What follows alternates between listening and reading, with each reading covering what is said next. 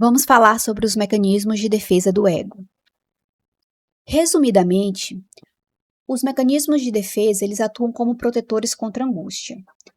Angústia é essa que pode surgir das vivências externas do sujeito ou da própria inconsciência, porque no inconsciente há muitas incoerências, ambivalências, e quando esse conteúdo ele vem para o ego, ele causa desconforto porque o ego precisa se manter coerente.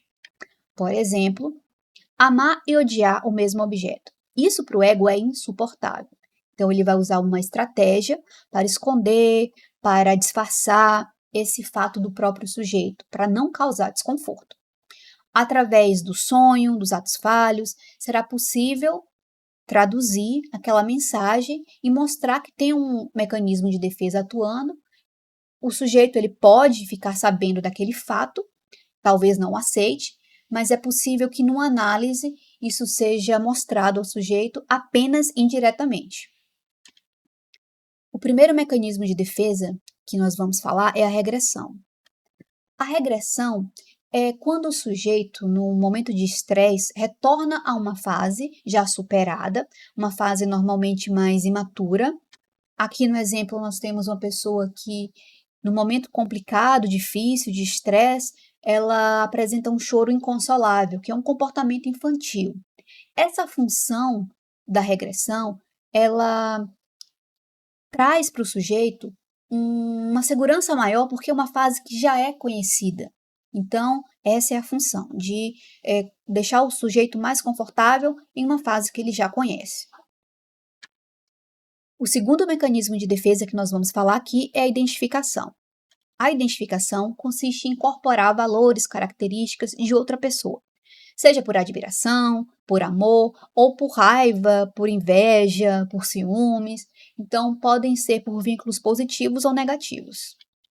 No exemplo aqui, temos um vínculo positivo. Um adolescente que tem uma admiração por uma celebridade passa a se comportar como ela.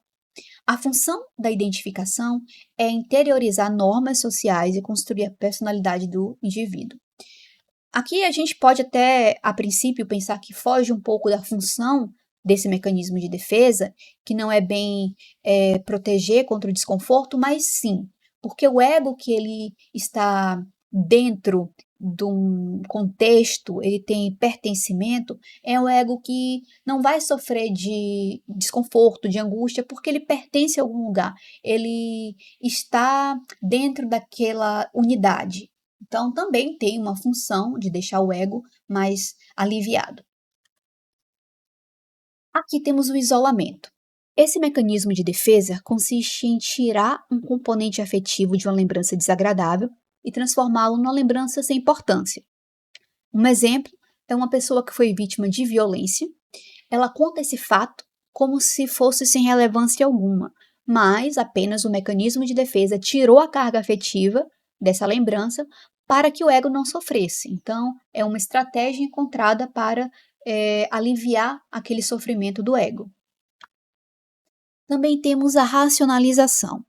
A racionalização consiste em encontrar justificativas racionais para questões que são desagradáveis para o ego. Exemplo, uma pessoa que foi reprovada em uma universidade tenta justificar que ela não queria aquela vaga, pois o curso não lhe renderia uma carreira promissora. A função é preservar uma autoimagem positiva e evitar o desconforto que a realidade pode trazer. Porque quando a pessoa precisa encarar que, na verdade, ela fracassou, que ela não foi boa o suficiente, essa verdade ela é tão dolorosa que o ego precisa criar estratégias para esconder dela própria que aquilo aconteceu. Temos também o deslocamento. O deslocamento consiste em transferir a carga emocional de um objeto para outro, que no contexto que a pessoa vive é mais conveniente. Exemplo, uma criança que sente medo ou raiva do pai, mas lhe é proibido, então coloca aquele sentimento para um animal, que tem as características do pai. Como acontece isso? O nosso inconsciente vai usar outros objetos que têm alguma identificação, uma característica, alguma ligação, para deslocar o sentimento negativo, já que aquele primeiro objeto nos é inconveniente expressar as emoções. Então, temos um caso de Freud, que é o pequeno Hans. Ele tem raiva do pai por uma questão edipiana e transfere aquela raiva para outro objeto, que é um cavalo. E esse cavalo tinha características do pai, por isso o inconsciente escolheu esse animal. Ele começa a desenvolver fobia a cavalo e na análise das histórias contadas pelo pai do menino, porque Freud não analisa a criança, mas sim o pai, ele consegue traduzir o que seria aquela fobia a cavalo.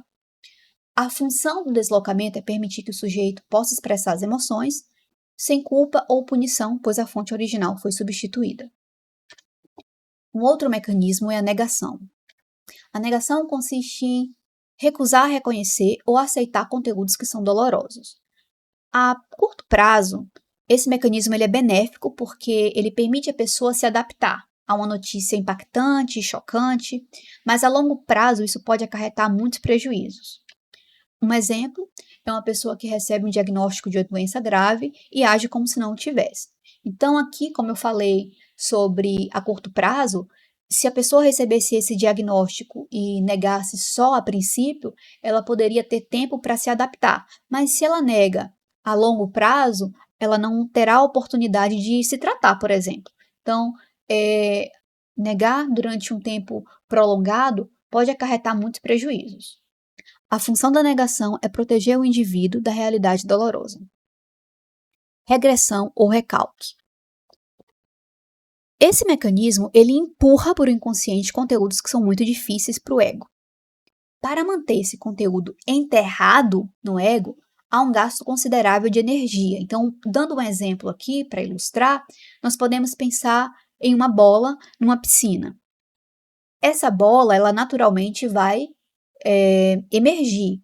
Porém, se eu fizer muita força para deixar a bola submersa na água, eu vou estar gastando energia, eu vou ter um grande trabalho para deixar ela enterrada, submersa dentro d'água.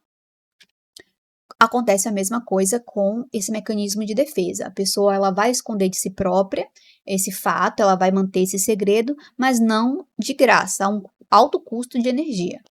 O exemplo que temos aqui é uma criança que foi humilhada em público e essa lembrança é tão dolorosa que foi recalcada, então ela não vai se lembrar desse episódio, mas ela vai desenvolver uma grande ansiedade de falar em público, porque esse comportamento ansioso dela vai remeter àquela situação prévia que ela vivenciou, mas ela não se lembra, e para manter esse segredo, ela vai precisar gastar muita energia, e isso causa na pessoa perda de energia, de vitalidade, desmotivação.